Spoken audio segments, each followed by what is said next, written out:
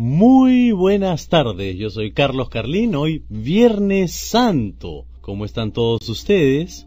Yo estoy bien. Qué pena me dan las músicas de Semana Santa, ¿eh? Son muy tristes. Pero vamos a ponernos ahora leguleyos.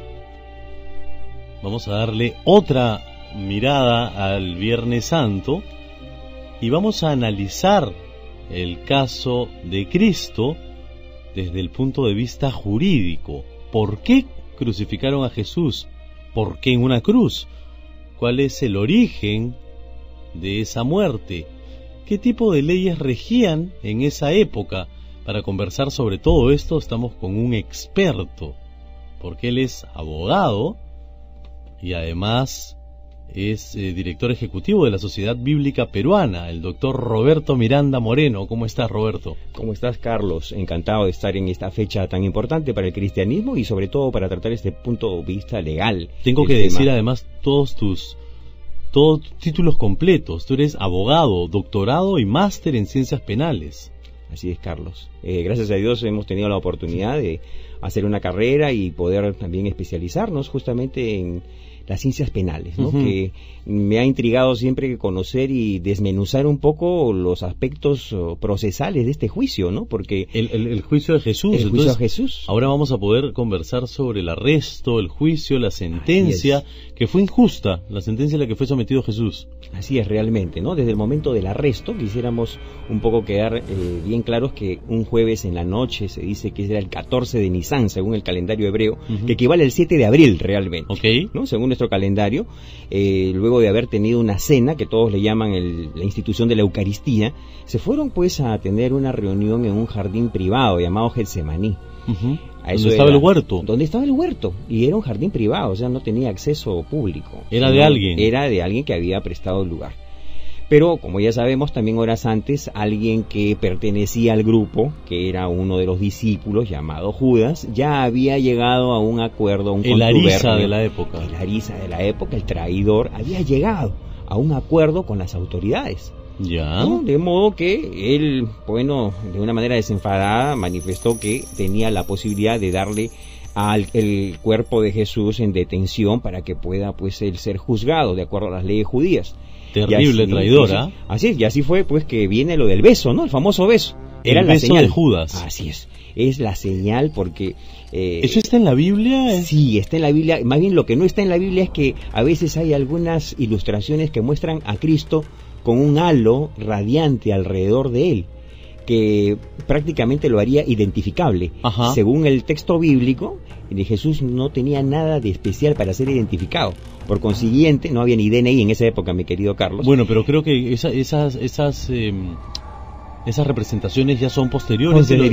Ya lo grafican con esta aura porque era Jesús, ¿no? Claro, por eso que la necesidad de Judas de... No era que él anduviera por las calles andando con esta aura. No. Aparte de la necesidad de Judas de identificarlo era justamente porque Jesús era como uno de los demás. Entonces digo, a quien yo le dé el beso, a ese deben arrestarlo. Qué tal desgraciado, claro. Sí, porque mira, había estado con él, había comido con él, había incluso presenciado milagros y todo lo demás, ¿no? O sea, era un traidor. Lo mismo debe estar pensando Crucillate, él debe tener su Judas también. Así es, ¿no? En fin. Siempre estos personajes se repiten en la historia. Pero me gustaría que nos cuentes cómo era históricamente la vida en esa época, cómo eran las leyes, cómo era la vida política y legal en esa época. En esa época, al igual como el Perú sufrió una colonia pues española, los judíos estaban sometidos y subyugados a Roma. Y entonces tenían en una provincia llamada Judá un gobernador que no era judío, era más bien romano, era Poncio Pilato. Ya. Pero convivía en otra provincia que era Galilea, convivían con Herodes, o sea, convivían en el sentido político, ¿no? O sea, para ti Galilea y para mí Judea. Estaban de acuerdo. Poncio Pilatos y Herodes. Así es, ¿no? Cada quien tenía su Herodes, el de los niños. Herodes, ya era un Herodes hijo de aquel que había mandado a ordenar la muerte de los niños. Entonces ese era el contexto político, histórico, político. Ellos decidían la vida y lo que sucedía en esos pueblos, en general. Claro, o sea, tenían el poder ejecutivo, legislativo y judicial en la mano. Ya. Prácticamente. Lo que pasa es que al momento del arresto, cuando vemos en el análisis, determinamos que no había delito flagrante. Delito flagrante es aquel que se comete en el momento, en el acto, en la escena, ¿no es cierto? Entonces la detención debe hacerse en el momento. Entonces recordamos, por ejemplo, que la mujer adúltera fue detenida en el momento mismo del adulterio. Por eso que la traen, ¿no? En una narración bíblica, la traen y le dicen a Jesucristo, ella ha adulterado. Entonces todos estaban con una piedra en la mano, listos para apedrearla, ¿no? ¿Y cuál costumbre que se sigue usando en ciertas partes? En ciertas partes de la cultura, ¿no? Que tienen ese Medio Oriente. Medio Oriente. Y Jesús les manifiesta que el que esté libre de pecado que tire la primera piedra, ¿no? Entonces, viendo, digamos, a la situación, Jesús no había cometido ningún delito flagrante para que sea detenido. Y menos todavía en el horario en la cual fue detenido. ¿A qué hora? Era la medianoche. Ya los discípulos estaban bien dormiditos. ¿Y qué tiene que ver con que sea el horario? Ah, mira lo que tiene que ver. Aquí dice Jesús lo siguiente: ¿acaso soy un ladrón para que me vengan contra mí con espada y palos? Todos los días estaba con ustedes en el templo y no se atrevieron a poner sus manos encima. Pero ha llegado la hora de ustedes, cuando reinan las tinieblas. O sea, la justicia judía... Entre gallos y medianoche. Así es, ahí viene justamente ese dicho. El juicio entre gallos y medianoche. Claro, cuando Pedro... niega a Jesús, ¿no es cierto? Canta el gallo, ¿no es cierto? Todos le dieron la espalda. Claro, entonces ahí viene justamente... ¿Y los discípulos estaban haciendo los dormidos? No, los discípulos estaban bien cansados, había sido una jornada bien larga. Porque si no lo hubieran defendido. Habían tenido una cena, Jesús había instituido la Eucaristía, y entonces ante esta situación él, bueno, también estuvo, según los evangelios, orando esa noche, y hasta tenía gotas de sudor que caían como sangre, dice en la narración bíblica, ¿no? Pero apartándonos de esos detalles, vamos a la parte legal, ¿no? En la parte legal, el arresto se produce de una manera ilegítima, y además el juicio también. Porque en el juicio judío tenía que ser como lo había establecido la ley judía, y también lo redacta así el salmista David, cuando dice que debe hacerse prevalecer la justicia como el sol del mediodía. Es decir, la justicia debe ejercerse, ¿no?, a plena luz del día. Y con testigos, es decir, tiene que haber garantías. Esas eran las garantías procesales. Ahora, eso no será una lectura de...